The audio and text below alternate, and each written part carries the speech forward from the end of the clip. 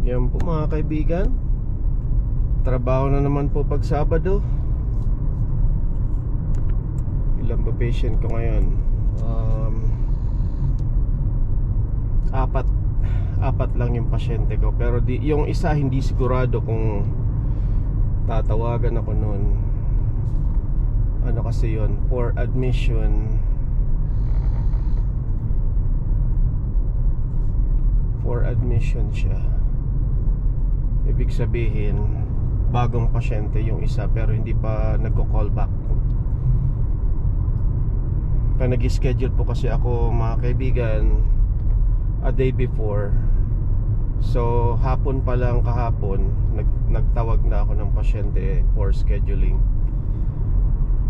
So yun po, trabaho na naman ng Sabado para sa ekonomiya. Next week hindi po ako magwo-work ng Sabado kasi meron kaming bisita, ang Garcia family galing sa Clovis, New Mexico, si Ma'am Jubel. Yan po ang bisita namin sa Sabado. Dadamihan ko na ng pasyente simula Lunes hanggang Biyernes para Sabado okay na ako. Ngayon po mga kaibigan ay June 6, 2026.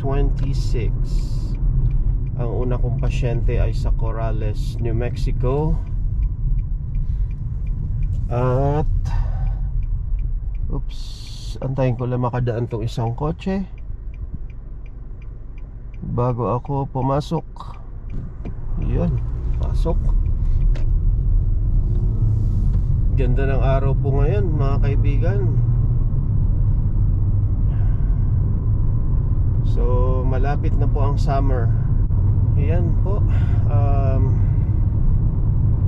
Minsan nakaka-burnout din mag-work ng Sabado.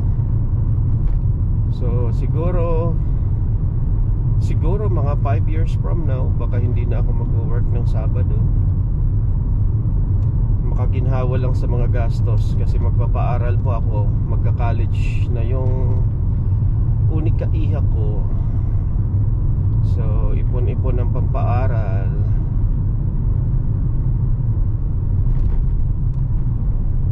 Gusto niya mag-college sa Pilipinas. Kaso although makakatipid ako ng konti sa tuition fee, pero syempre magre-rent ng tutuluyan niya. Syempre allowance kasi mahilig siya kumain.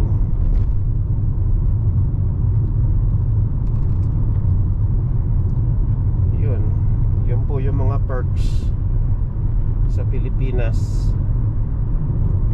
Magastos din, pero kahit papano mas nakakatipid na kami. Buti na lang pumayag siya na mag-nursing na lang daw siya sa Pilipinas. Kesa dito sa US, mahal po masyado. Yung dorm lang, grabe ang mahal. Tuition, naku po, mas mahal. Yun nga lang, hindi na siya, magdo-dorm pa rin. So yun, makakatipid nga kami kahit papano. Pero magastos pa rin, kailangan pa rin pag-ipunan.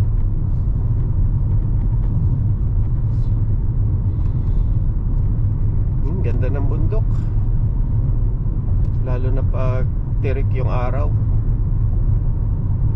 9:46 AM pa lang po, pero tirik na yung araw dito kasi magsa-summer na. Maganda mag-drive, magandang maglakad-lakad pag Sabado, lalo na pag ganito yung araw. Pero papainit na ng papainit mga kaibigan.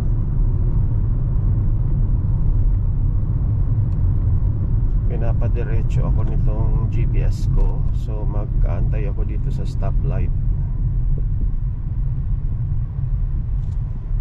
Ayan mga kaibigan, malapit na po ako sa first patient ko sa Corrales, New Mexico. Ang ganda-ganda po ng bundok mga kaibigan. Kitang-kita nyo naman. Taas pababa yung kalsada dito.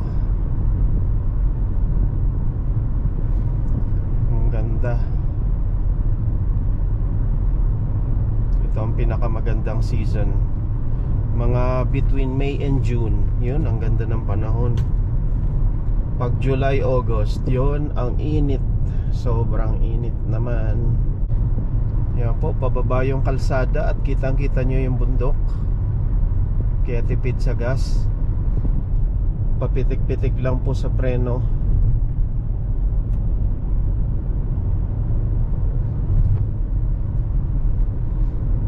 Tatawid ako ng stoplight dyan sa dulo. Teka, saan ba ako dito? Okay, dito ako sa kabila. Diretso ako. Kasi Corrales nga pala. Yun.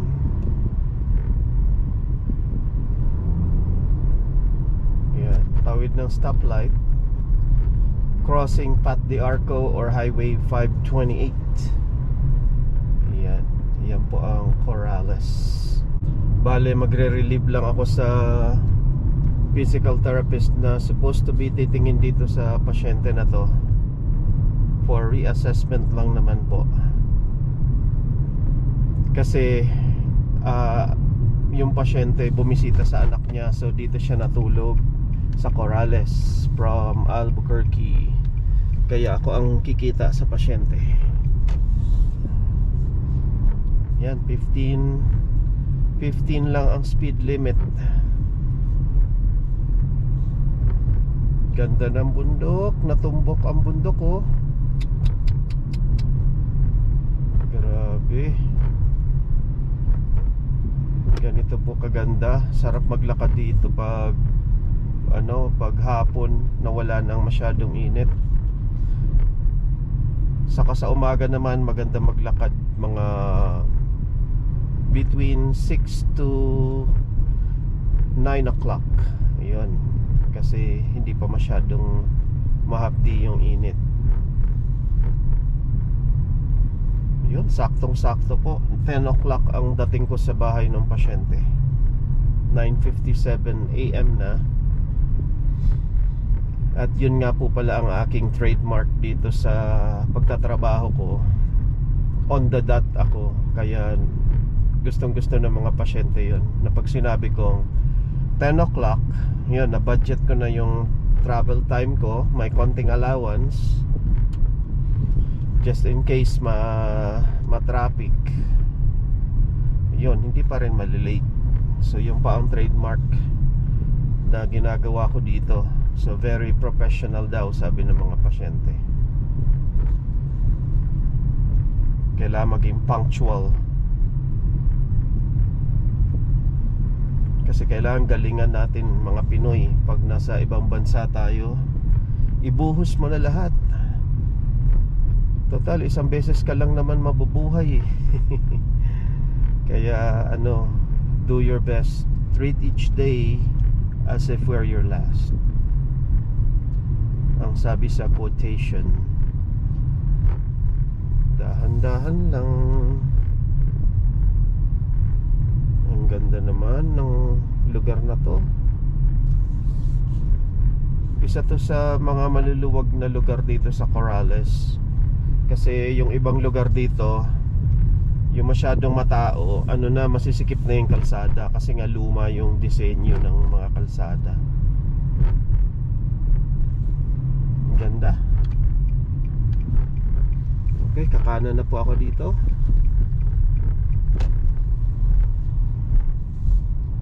Ito yung kalsada ng pasyente ko. At syempre, bawal ko na pong ipakita yung bahay kasi sumusunod po tayo sa HEPA law, Health Insurance Portability and Accountability Act of 1996. Yun, na bawal ipakita ang mukha ng pasyente, ang bahay, o iba pa na pagkakakilanlan. Privacy practice. Kita-kits na lang po mamaya. Sige po mga kaibigan. Yan po mga kaibigan, tapos na po ako sa first patient ko. sa 94-year-old na lalaki na Korean War veteran. Nag-improve po siya at pasado sa mga tests na ginawa ko. Ano na siya ngayon, considered as moderate risk from falling, from high fall risk. Okay po, kitang-kita nyo ang bundok. At siya nga pala yung bahay ng pasyente. Ang laki, wow. Mansion. Grabe. Ay, hindi pala sa pasyente yon, sa anak ng pasyente. Bale, natulog lang yung pasyente dito ng ilang araw. So ako yung tumingin sa pasyente kasi ako yung naka-assign sa lugar na to. Bale, hindi ako yung original na clinicians ng pasyente na yan. Yan po yung ordinaryong araw dito sa Corrales. Ang ganda ng lugar na to, mga kaibigan. Ito yung pangmayaman na lugar dito. Grabe. Malupit. Grabe yung privacy dito. Tingnan mo, bundok ko. Ganda ng tanawin. Kakanan na ako dito sa stop sign. Palabas na ako sa lugar ng pasyente ko.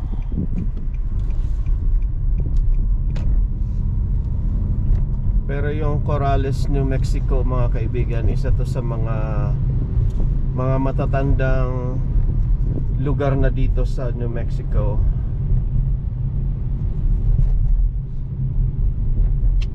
Ano ba tong nasa kaliwa? Ay, fire station. Ito nasa kaliwa natin. Yun. Ganda, ang lapit ng fire station.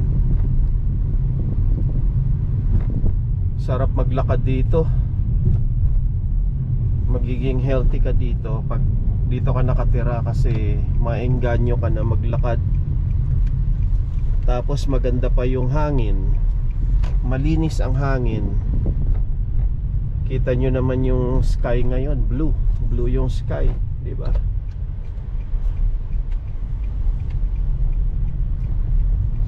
So papunta na po ako ngayon sa Northeast Heights ng Albuquerque. At may kikitain ako na pasyente, babae naman. Nagsisitandaan na yung mga pasyente ngayon ah. So babaeng pasyente 85 years old. So mas bata-bata dito sa tiningnan ko ngayon na 94-year-old na Korean War veteran. So ito namang sunod is 85.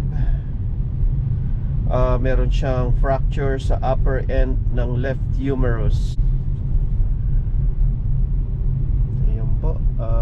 Dito na ako sa...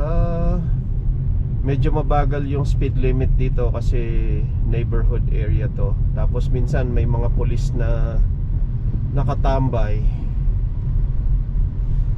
Kaya mahirap din mahuli dito. Sayang din. Ang pagkakaalam ko $150 yung multa eh. So sayang din yun. Malayo-layo na rin mararating ng $150 mga kaibigan. Kakaliwa na po ako dito mga kaibigan. Medyo busy ang kalsada ngayon kasi Sabado.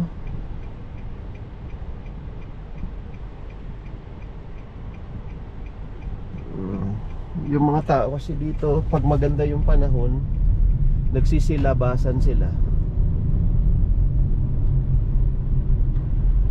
Kasi nga po, mas mahaba yung taglamig dito sa US. Lalo na dito sa lugar namin, kahit disyerto po ito, mas mahaba pa rin ang cold season. Kaya sinasamantala din ng mga tao na lumabas, mag-enjoy sa magandang weather, nagba-biking, nagjo-jogging. Yung iba nagka-camping, kahit weekend camping lang. Mahilig po sa outdoor yung mga Amerikano. Yan po mga kaibigan.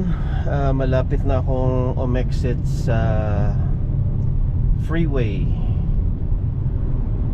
Nandito ako sa Bernalillo galing sa Corrales, New Mexico, kasi yung tiningnan kong first patient ngayon na war veteran, 94 years old. Ganda ng view na naman mga kaibigan. Kitang kita yung bundok. Naka-extra pa si Starbucks sa gilid. Oh, may speed trap nga pala. Dahan-dahan lang ako dito dapat. Kahapon pagod na pagod ako pagdating. Sabi ko, ay hindi na ako magtatrabaho bukas. Kaso ayun, umiral na naman yung pagka-workaholic.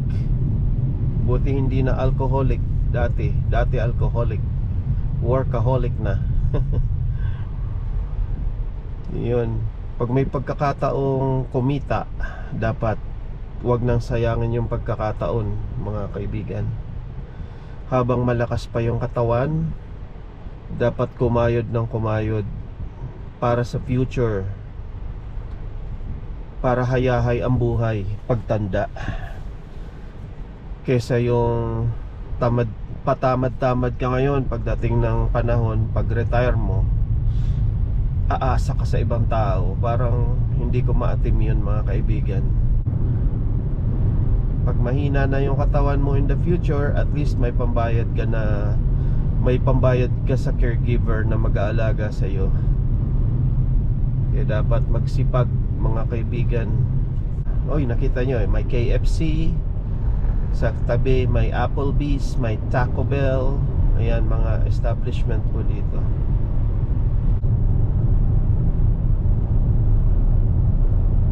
Yan, mabibilis na po dito, mga kaibigan. Kung napapansin nyo, ang speed limit is 75.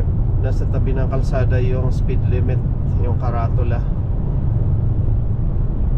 Ang takbo ko ngayon nasa 80. Ayoko namang sobrang bagal kasi delikado rin po pag sobrang bagal ka.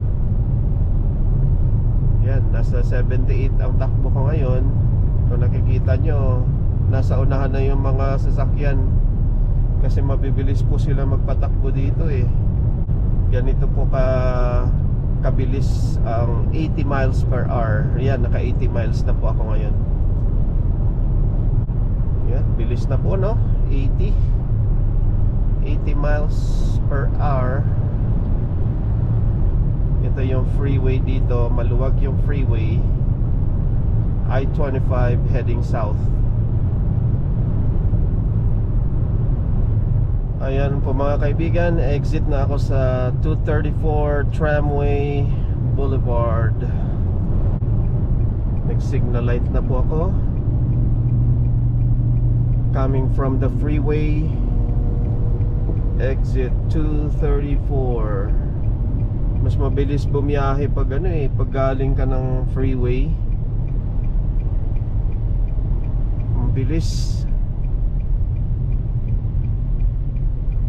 Sa kabila. Ayan, magsi-signal light ako dito. Ayan, kakaliwa po. 2 lanes pakaliwa. Ayan po ang Tramway Boulevard. Yung pakaliwa. Kaliwa ako dito.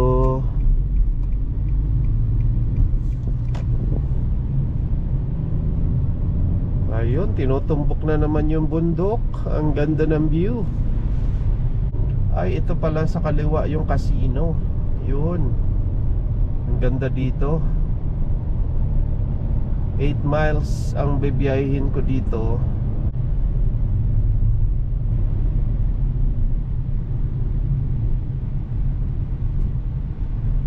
Nag-green na. Go!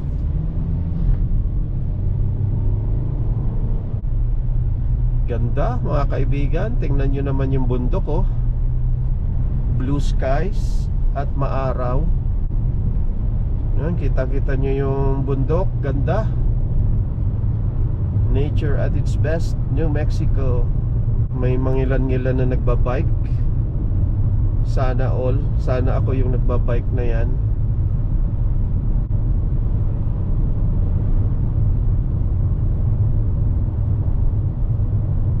Yan, gusto ko lang ipakita sa inyo yung ganda ng nature po dito. Malinis yung kalsada, maluwag. Kitang-kita mo yung bundok.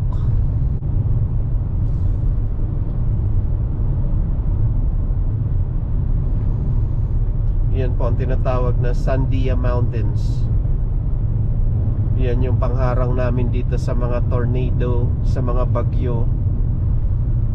Kung meron mang mamuon na tornado, babasagin siya ng mahabang bundok na yan. Pag tumama dyan yung tornado, mawawasak siya. So hindi na siya makakapaminsala sa mga kabahayan.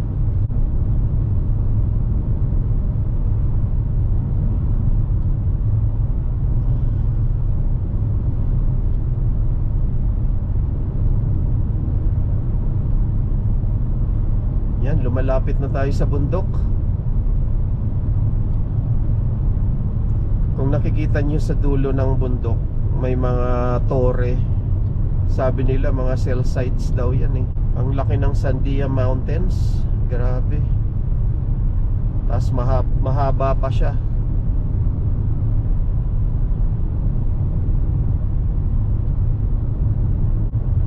mph po yung speed limit dito. Ito na yung pinaka shortcut na daanan galing sa freeway I-25 from north, tapos papunta ng south ng Albuquerque. Ang Albuquerque po kasi siya yung pinakamalaking syudad at pinakamataong syudad dito sa New Mexico. Halos lahat ng mga establishments, mga trabaho nandito na po sa Albuquerque. Yan, nawala na yung Sandia Mountains.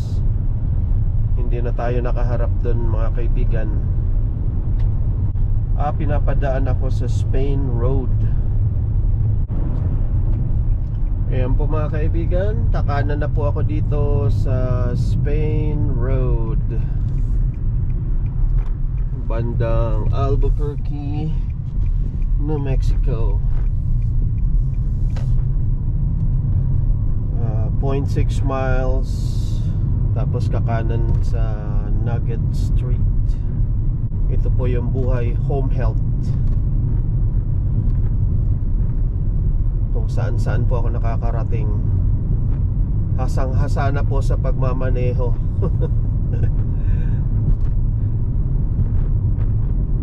Ayun, magsasampung taon na ako nagwo-work na ganito.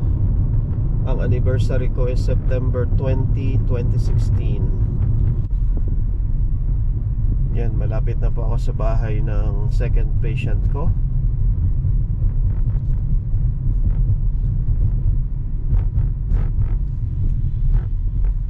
Ito po yung buhay pagulong-gulong ng home health physical therapist. At syempre po, hindi ko ipapakita yung bahay ng pasyente dahil sumusunod tayo sa privacy practice law. Yan po mga kaibigan, tapos na po ako sa second patient ko dito sa Albuquerque.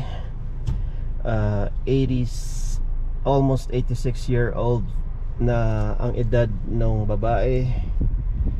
Fractured humerus o yung buto sa braso. Ang ganda ng improvement niya. So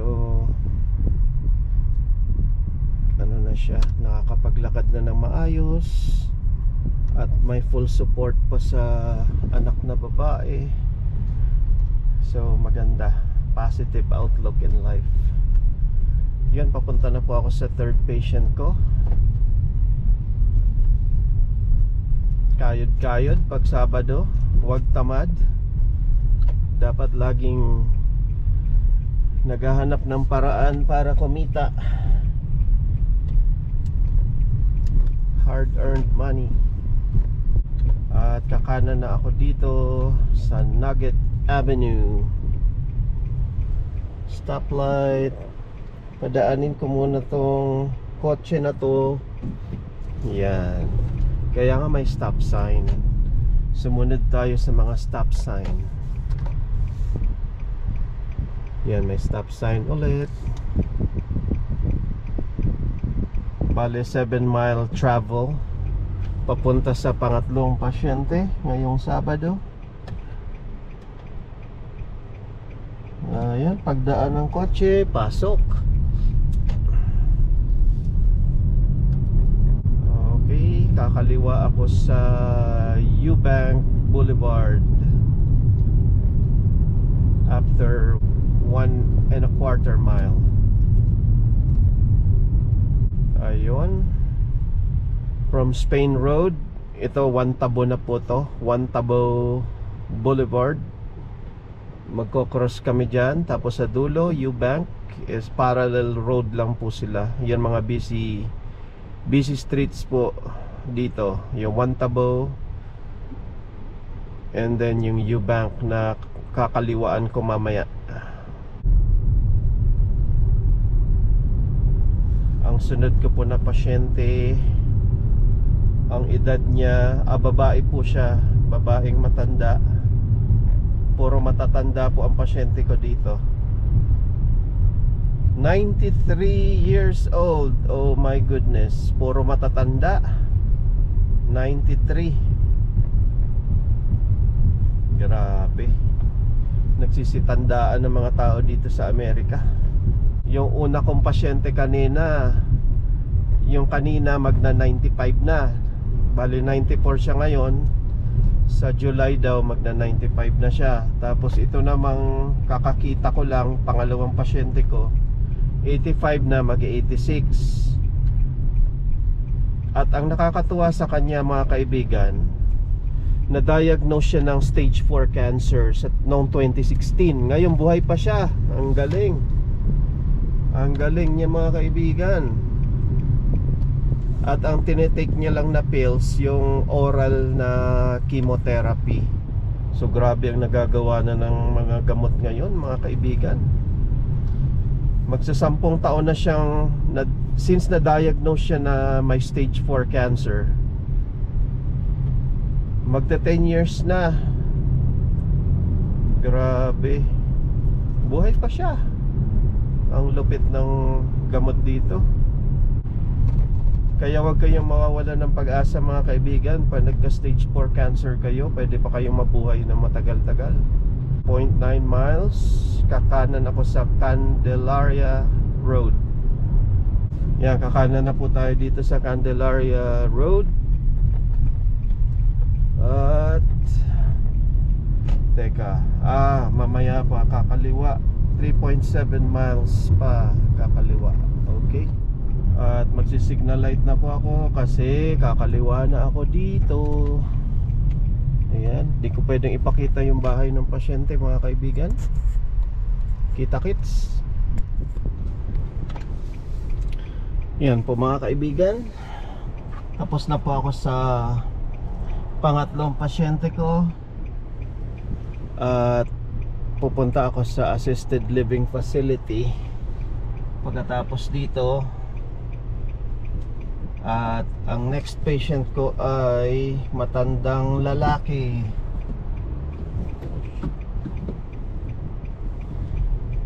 Okay. Matandang lalaki naman. At siya ay, ilang taon na ba siya? 89 years old. Puro matatanda po ang pasyente ko mga kaibigan. Grabe yung nakita kong pasyente ngayon. Yung pangatlong pasyente ko, 93 years old. Ang kulit. Ay, ayaw kong paalisin. Puro kwento. Kawawa naman. Gustong laging may kakwentuhan yung matanda. Ano kasi, mag-isa na lang siya sa bahay niya Tapos ang anak niya na nag-aasikaso sa kanya nasa Texas naman nakatira. Naku po. Tapos yung anak niyang lalaki na taga rito may sakit naman. O di wala na yung mag-aasikaso sa kanya. So 7-mile travel po para sa last patient ko ngayon. Medyo tirik na yung araw. 1:34 PM na po. At pagkatapos nito, uwi na ako. Tama na yan. Magre-relax naman. Medyo mainit na po ngayon mga kaibigan. 88 degrees Fahrenheit na po. Tirik na yung araw. So ganun lang po ang buhay dito mga kaibigan. Puro trabaho lang.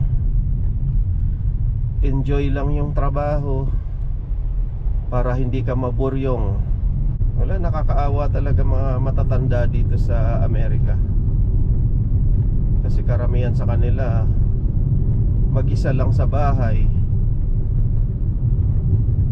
Grabe, ang haba ng buhay ng mga tao dito mga kaibigan. Kumpara sa Pilipinas mas mataas ang average life dito ng mga tao kumpara sa Pinas. Sa totoo lang, mas maingat ang mga tao dito sa mga pagkain. Yun nga lang, masaselan sila. Yeah, medyo madami na po yung sasakyan ngayon. Tirik na yung araw. Naglalabasan na yung mga tao kasi Sabado po ngayon, araw ng La Mierda. Yan po mga kaibigan. Malapit na po ako sa assisted living facility ng last patient ko ngayon. At kakanan na ako dito.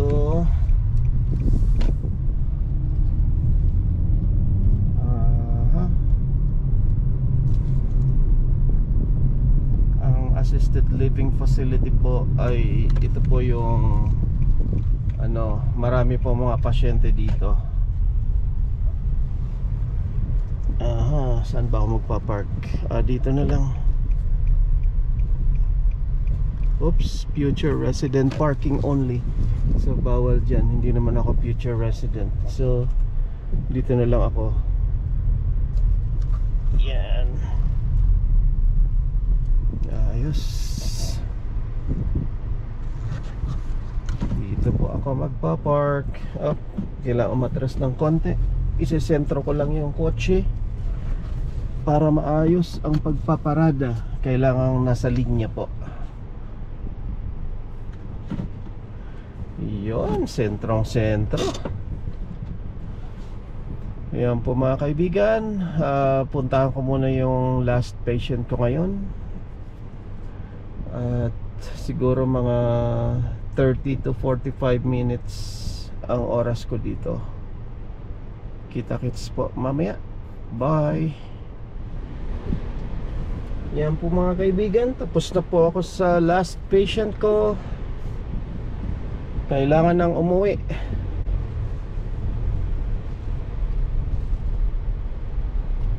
Nakita ko na yung 89-year-old male patient dito sa assisted living facility. Kasama yung anak niya kanina.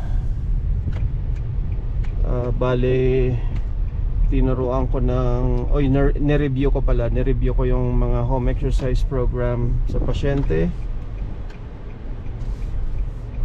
At tsaka klinaro ko yung goals, kasi baka nag-expect sila na makakalakad pa ng walang assistive device yung pasyente, which is impossible kasi meron na siyang dementia at tsaka arthritis sa tuhod at sa balakang. So delikado rin po maglakad ng mag-isa yon, kasi baka biglang sumumpong yung sakit sa arthritis. Mangyayari pag nagkaroon ng sharp pain, baka mahulog o matumba, baka matumba yung pasyente. So ang goal na lang namin doon is makalakad siya na may nakaantabay or naka-standby na caregiver. Yun ang pinaka realistic na goal. Yan, pauwi na po ako ng bahay at bibiyahe pa ako ng 27 miles pa uwi. 42, almost 45-minute drive. Medyo malayo-layo din bahay ko. Kakaliwa na po ako dito sa Juan Tabo Boulevard.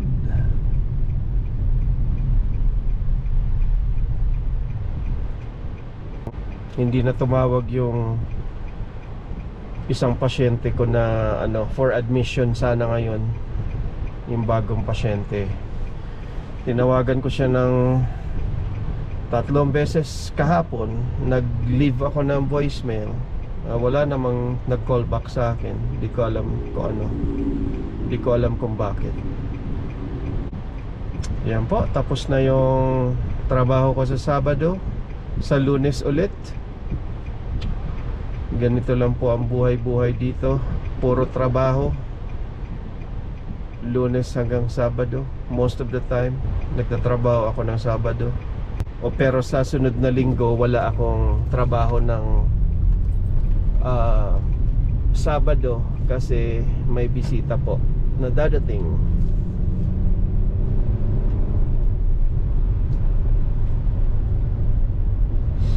So yun.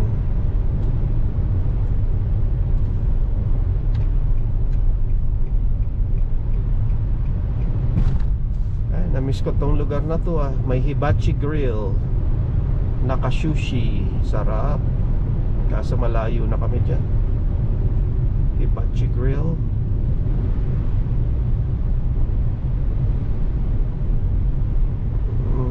Kakanan yung kotse na to. Dalian mo naman. O yun, naabutan tuloy ako ng pagdilaw ng ilaw. Naabutan tuloy.